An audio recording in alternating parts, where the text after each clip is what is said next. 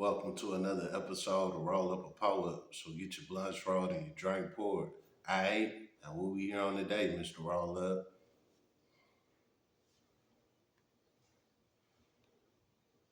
Y'all see what's going on? Another parole hearing. Look at the look on his face. He already know he about to get smoked. How about that?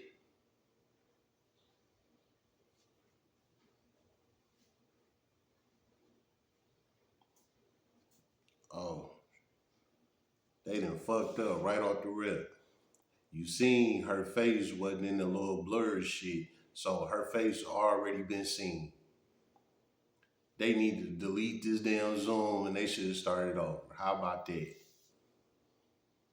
Good morning. The Committee on Parole is reconvened. Today, your panel is Pearl Wise. To my left, Arabella, and to my right is Mr. Roche. Give us your name, please, and your DOC number. Yeah, John Lewis, 064173. Okay, Mr. Leon, let me explain the process to you. I'm going to read some information in your record, and then we're going to have an interview. Your case was assigned to me, so I'll be interviewing first. That was complete. All right, so this the victim, and I'm assuming this is her mama. I'm not sure, but this is what I'm assuming. We're going to ask the staff there to give us an update. Miss Sandra, after how you've been doing of late. That's important to the process, how you've been doing late. And then, after we finish with our discussions, you do have some supporters. You have, I'm going to chop up these names, I'll tell you that now. Janae Jack, your brother, he will be speaking. You have Zaylin John Lewis, your niece, she will be speaking. And you have Gloria Talloway, your mother, and she will be speaking. Why you only got one blood roll, Mr. Roll Up? Because I already popped the other one. How about that? And each one of you all will have 3 minutes to tell us what you want us to know. We're in the process now of reaching out to your victim. She also wants to participate in this process, and I'll let you, we'll announce it when we get them on. I'm going to read the information through the records and start the interview. The name is Leon John Lewis. Your DOC number is 464173. Is that correct? Yes, ma'am. Okay. Your offender class is listed as second. You've heard all this. The score support rate. You were sentenced on October 14th of 2010. Your sentence was 17 years DOC. Your parole date is. Now, as y'all heard it, he had got 17 years on that case. Don't think that all of them get 3, 4, 5 years and they come home and it's no. A lot of them get smoked, and this is proof right here.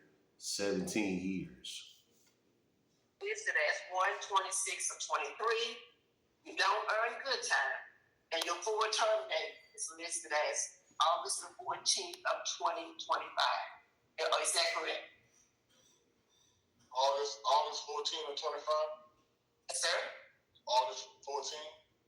Yes, sir. Your full term date is listed as August the 14th of 2025. That sounds correct? Yes, ma'am.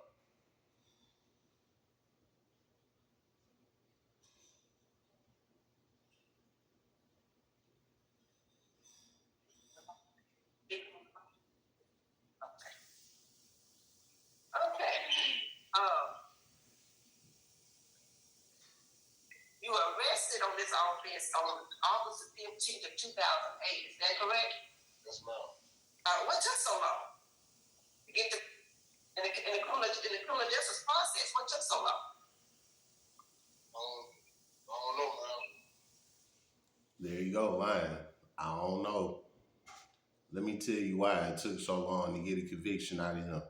Because he was fighting it. He thought he was going to try and beat it. Whatever went on with his case, he was trying his hardest to beat the shit. But it wasn't no way around it. That's why it took so long. Instead of him going ahead and copping out, he kept on throwing the system off, trying to act like he was innocent. That's why it took so long. How about that? Were you in jail the whole time? Yes, ma'am. Okay. Yeah, yeah. He was in there fighting me. That's why it took so long. He kept fighting me. He wouldn't accept no plea. He kept fighting this shit, trying to get off of it.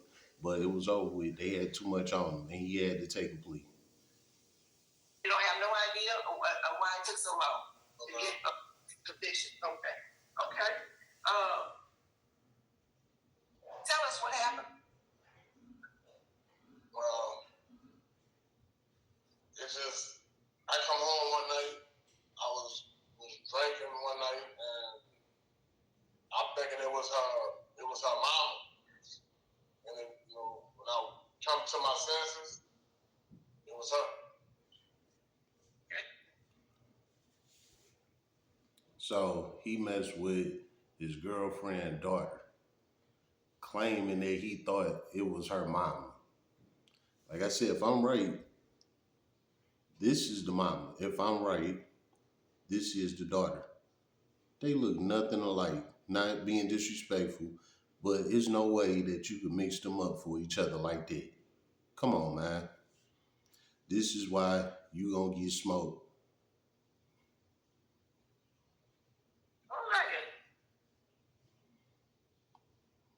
And that's what happened. Yes, ma'am. It was only one time. Yes, ma'am. I do want to inform you as a part of this process, we reach out to the law enforcement community to get their opinion, and there is opposition to your early release. The young lady was age 12, and she was pregnant. You do know that, right? Yes, ma'am. They call it a trend. We call it a trap. From fashion braces to fun. You do know that, right? Yes, ma'am. And you still maintain to this panel today that it was a one-time thing. Yes, ma'am. Have you had an opportunity to take any sex offender treatment? I was in the class in Cottonport, but the list was I had listed in the class at Cottonport, but the list was wrong in DOC. So I got shipped from Cottonport to Allen. I was trying to get in the class over there, and they had a long list as well. Okay, so the answer is no. You have not had sex offender treatment. No, ma'am. Okay. Smoked. You ain't got into the program. I told you. Two things that the parole board look at. Honesty and them programs. You ain't signed up for the programs, they not getting their hand hit. And guess what? They about to hit your hand with a denied. How about that? I saw where you took victim awareness from May 17th of 21 to August the 9th of 21. What did in victim awareness? Ma'am. Tell me about 3 things you learned in victim awareness. There was, teaching us how to. Tell me what you learned.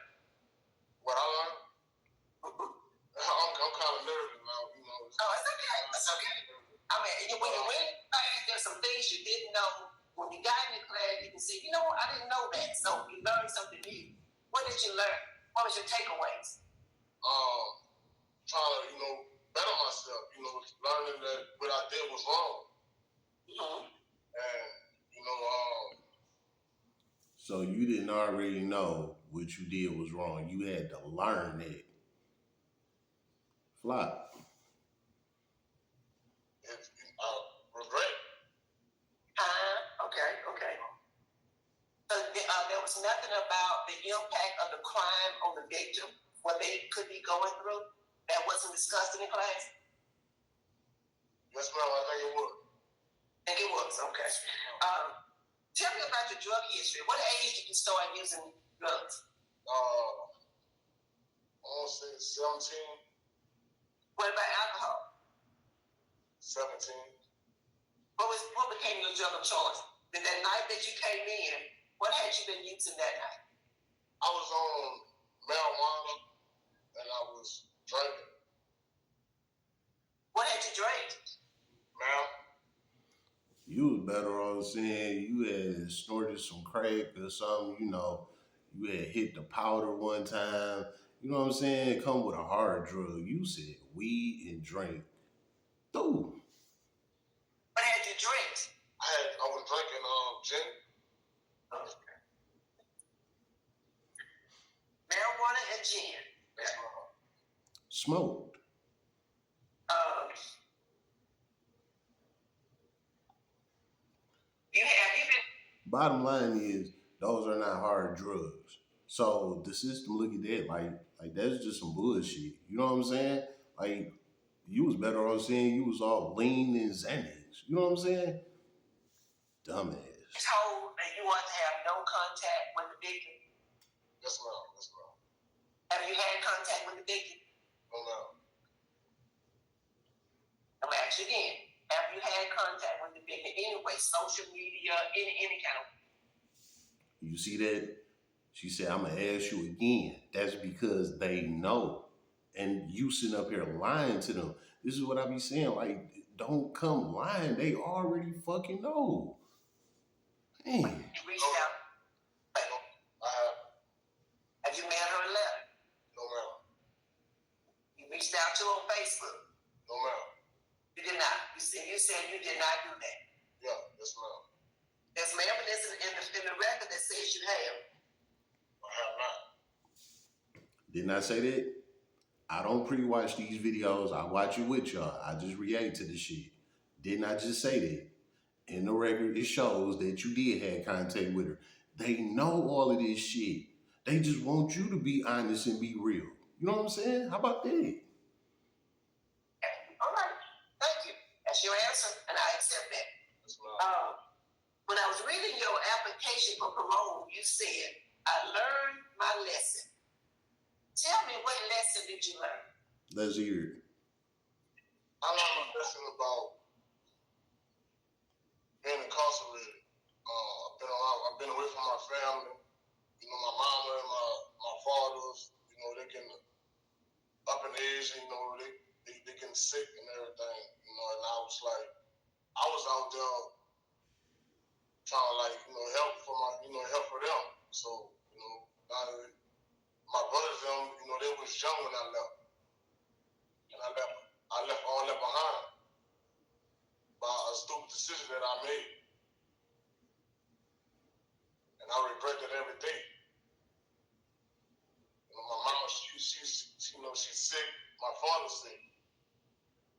So I'm just trying to, just do the right thing so I get back home to them.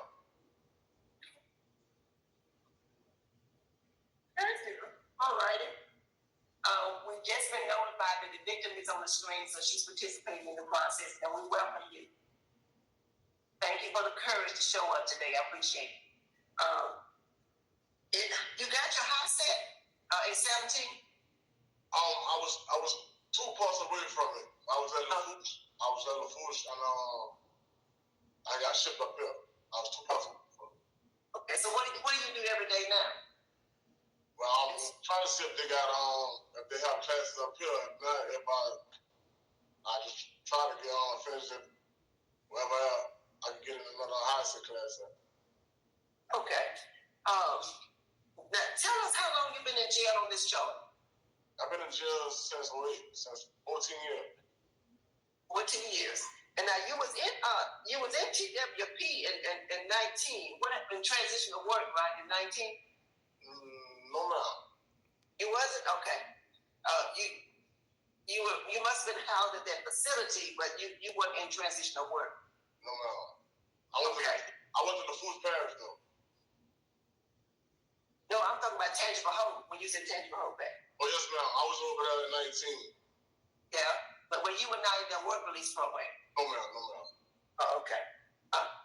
Sorry, because you just got evaluated in December. So what kind of jobs have you had in the prison system in these 14 years? Working in the kitchens.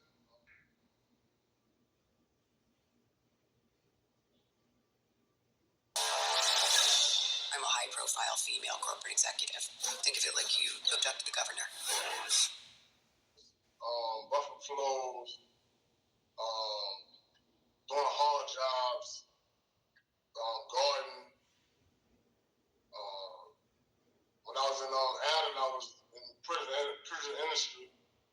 That's carpentry. Have you learned a trade? You get an opportunity to learn a trade? Yes, ma'am. What trade have you learned? I know how to do carpentry and all that. A lot of carpentry. I know how to do. I know how to wipe floors and all that. Okay. All right. I do want to say on the record that you do have a very nice letter from the La Cruz Sheriff's Office, dated 9/21 of 21. So you must have made a good impression while you were there. Yes, ma'am. Yes, ma'am. Okay. And you do have 790 days of programming. That's a lot of programming. Call out the programs that had the most impact on you. To me, the one that had the most impact on me was Thank You for a Change.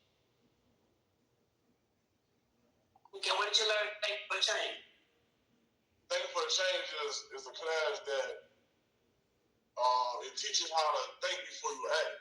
Act before you act out. So I feel like that helped me a lot. That helped me because when I was out there, I never did thought. I just act before I thought.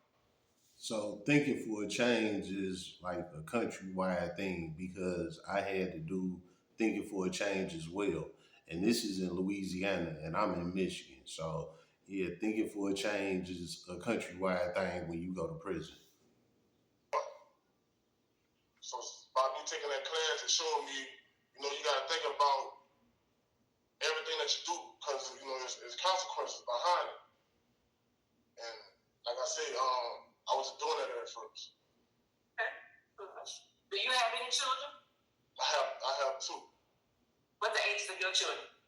My son is 15, and my daughter that's supposed to be for me, she's 15 as well. Oh, okay. All right. So you have a 15-year-old daughter. Yes, ma'am. If we have a How would you feel if a grown ass man did that to your 15-year-old daughter? some tools that we use to try.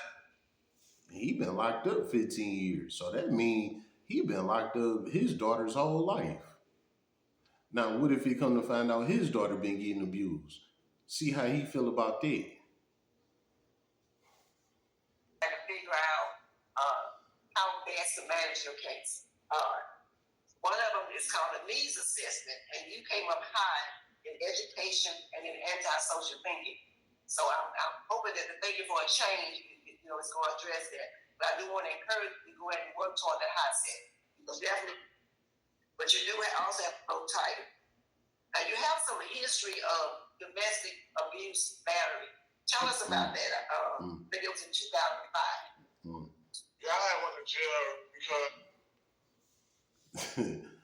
when you get caught up in the system, man, they use everything that they got against you. Old crimes from back in the day, all that.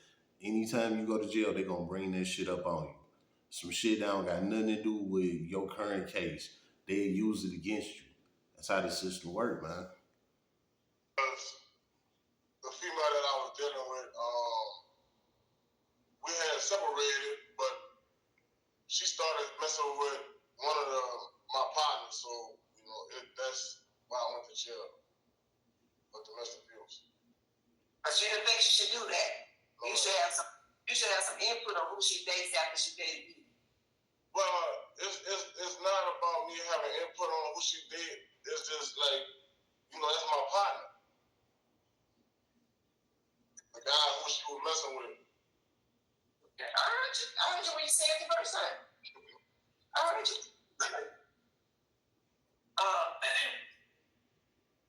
If you had an opportunity to speak to your victim while you speak to us, what would you tell her? I apologize. I'm sorry from the heart. I wish I never did what I did. I regret it every day. And I'm sincerely sorry for all the pain that I caused her, our family. I'm sorry. All right, thank you. No, you not. You sorry you got caught. You know what I'm saying? Because you knew that this was a 12-year-old girl. You knew that wasn't your girlfriend. You knew what you was doing. You just sorry you got caught. That's all the questions I have. Anyone else? Yes. Mr. John Lewis. Yes, sir. Good morning. Good morning. Mr. John Lewis, I'm going to advise you some laws in the state of Louisiana. First of all, the official meeting of any state commission, board, or body, it is against the law to tell a lie. It says something that's untrue. Is that? This is the slow guy. But as you can see, he about to cook. He's saying, you know it's against the law to lie. And he lied. You know what I'm saying? So now he about to get on his ass about that lie he told. When the first lady asked him, did he have any contact with the victim? And he lied about it. The slow guy about to get on his ass. How about that? Actually, a violation of Louisiana law when it's done before a official body. I'm going to ask you a couple of questions. Yes, sir. Do you have a Facebook page? I don't have a Facebook page. But what I'm looking at right now is Denied. not your Facebook page. He denied. He's getting denied. I don't have a Facebook page. I never made one. Most part of my brother's cousin most probably made one. I don't have one. But even if you didn't, it's against the law to be incarcerated and on social media. Well, I never knew that.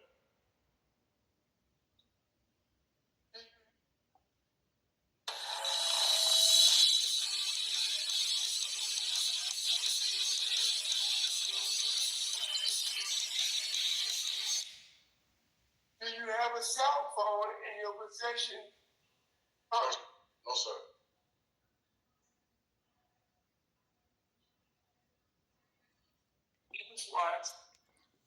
This guy just lying through his teeth, man. He not gonna come clean on nothing. And guess what? It's fine. Because the parole board gonna flop his ass every time they see him. Just for this one interview right here. Because he lied about everything that they asked him about. He gonna get flopped every time he see their ass. All right, super. Thank you, Mr. O'Shea. Any other questions? Miss Sandra, what can you tell us about Mr. Leon? Not much. He's only been here since December the 16th of 22. Just hired in as his in-dorm barber.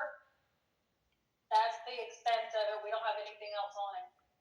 He's going to be the in-dorm barber? Yes, ma'am. Oh, okay. All righty. Each dorm has their own barber in their dorm. Okay. When you talk about his skills, he didn't mention barbering.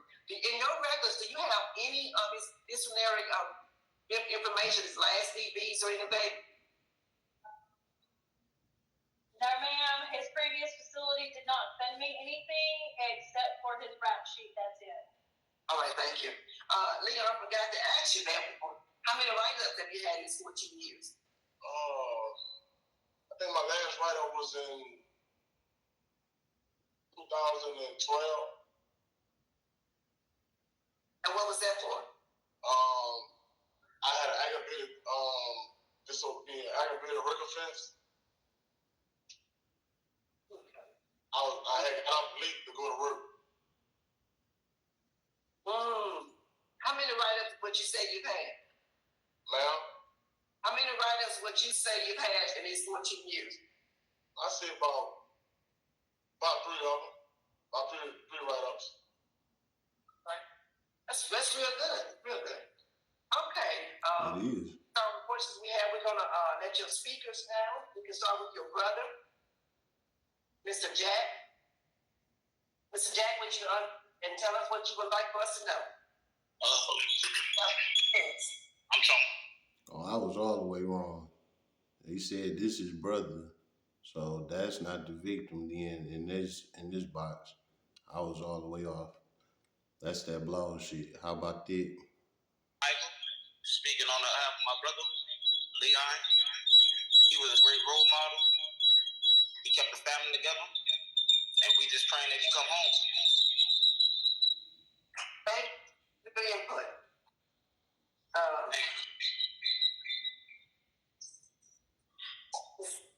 Was okay.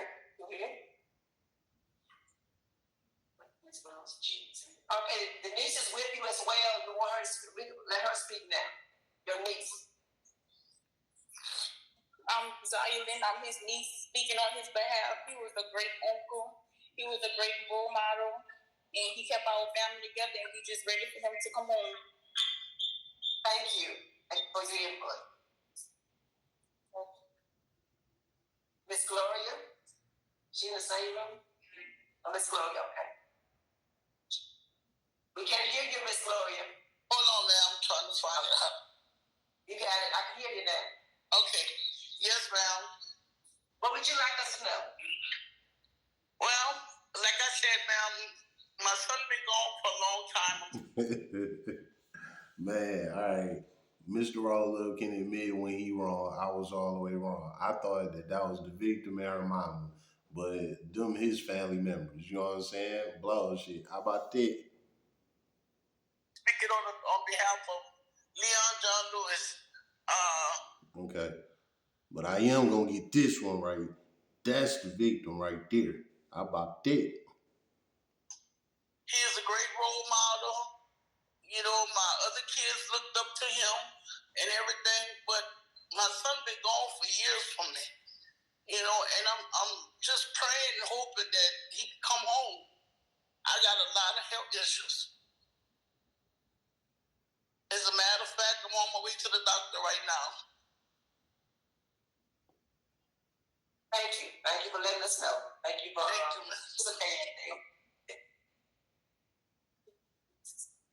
all right. Thank you. Go ahead.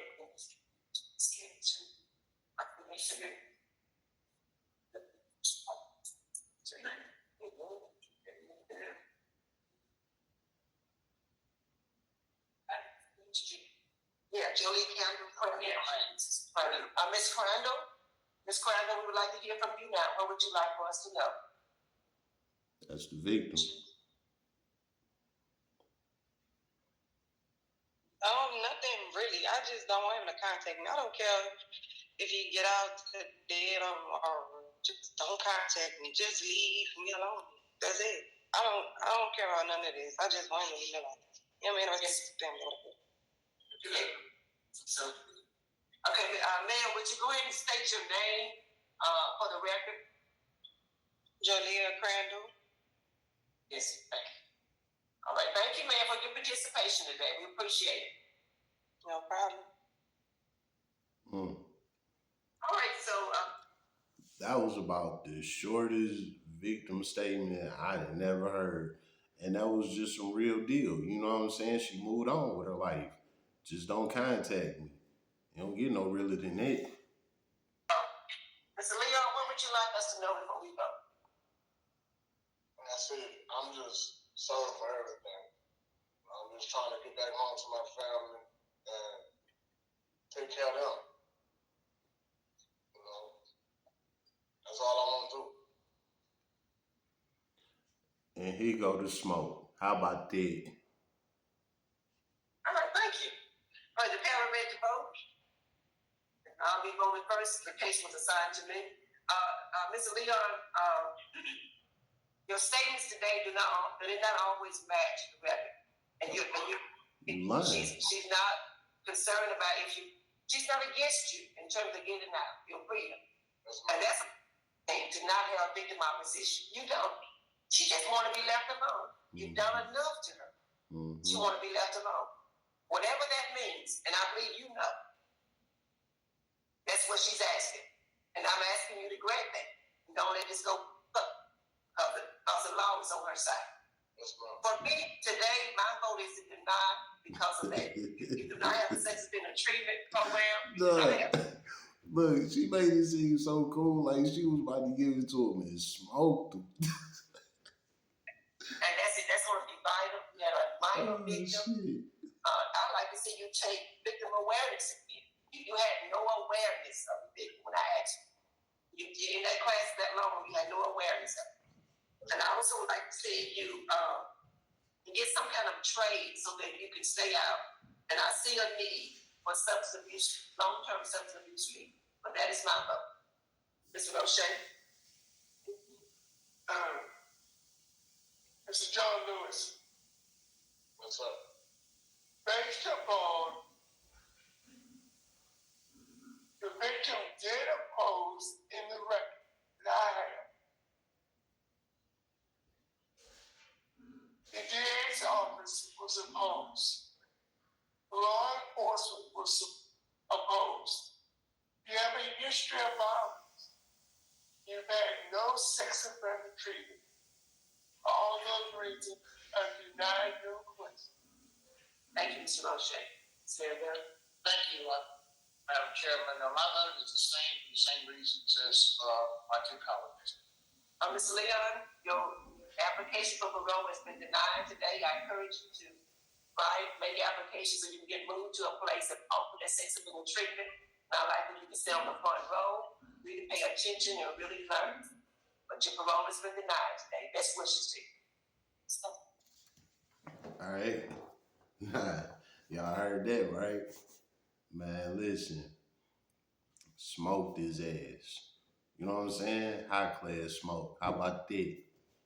Now look, let's start this from the top. So this goofy thought he was gonna get off, you know what I'm saying, messing with his girlfriend's daughter, pretty much. He came in on some drunk shit, some high shit, whatever, knowing he didn't, tried to play around with her a couple of times and probably like, oh, okay, yeah, she like what I'm doing, so I'm gonna go ahead, I'm gonna slide up on her, you know what I'm saying? I'm gonna play that role, right? So this what this clown do. He came in one night on some drunk stuff, thought he had one. He played the game, got smoked. She ended up telling on him, he got caught, however it happened. Gave his ass 17 years in prison. His excuse was, oh, I thought it was the mama. The girl was 12 years old. You trying to tell me you mistaken your girlfriend for her 12-year-old daughter? Not an 18-year-old daughter, not a 21-year-old daughter, a 12-year-old daughter, a 12-year-old. You thought that your girl was a 12-year-old. So not only did you think your girl was a 12-year-old, you went ahead and took advantage of her, all of it. You can't, when you grabbed her, you didn't feel her body was not the same as your girlfriend body or nothing. You just full on like, yeah, this my girl, we about to get it in. So guess what? They smoked his ass 17 years. Here you go, peace out. Just like I said, all of them, they don't get out like that. You know what I'm saying? Some of them be getting the train smoke for real. You know what I'm saying? And that's exactly what happened with him. Nah, let's move on. As you can see, wasn't nobody opposed to him getting out. But the parole board was. And why was that? He came up there lying. They got records. This is exactly what I said. Don't come to the parole board lying.